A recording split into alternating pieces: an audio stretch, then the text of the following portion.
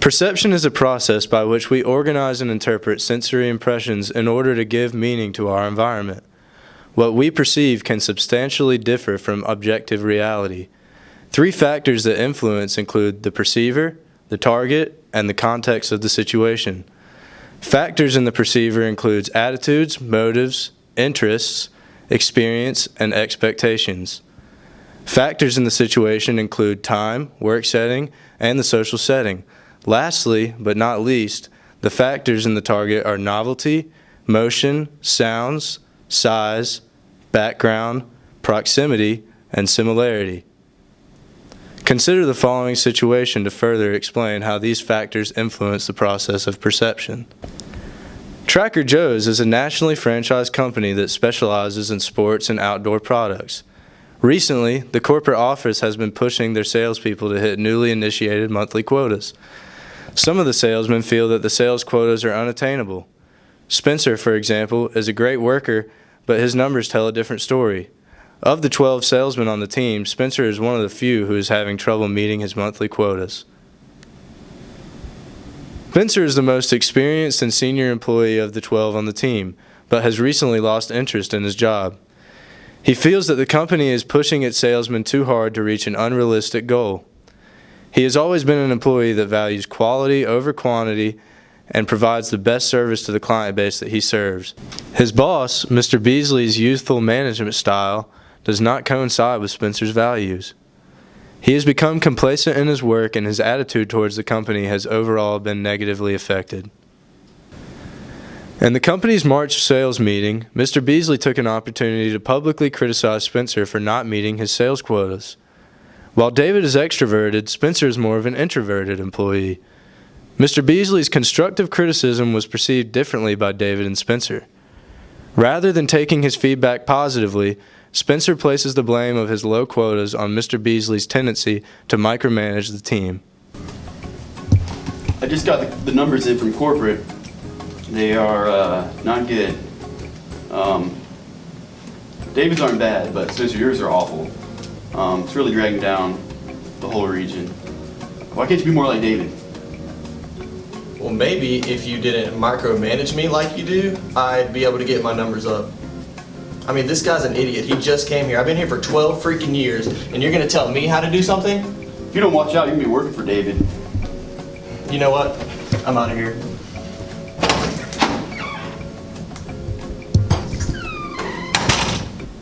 Later that afternoon, David and Spencer were speaking by the vending machine while on break. The two shared their thoughts about the meeting. David felt motivated by the constructive criticism from Mr. Beasley and perceived this information as helpful and beneficial to his future at the company. Spencer, on the other hand, perceived the criticism a little bit differently. I just went off on him in there. I hope he doesn't fire me. I cannot lose my job. You really did go off on him. He's probably going to be pissed. Well, we'll see. Let's be honest, man. Your numbers kind of sucked. I mean, honestly, you know how his management style is, man. I mean, he tries to micromanage everything I do. I know. You gotta just do what you can. I know you've been here for a long time, but that's his management style. Hopefully we'll get a new one soon. You're lucky my numbers are so bad because yours weren't too hot either. Mine were okay. David's aren't bad. Come on, he even complimented me in there. Are you kidding me? I don't know, maybe if he does fire me, I can find another job. I don't know if this one's working out. Don't say that, man. Is that thing not working? Finally. Don't break it.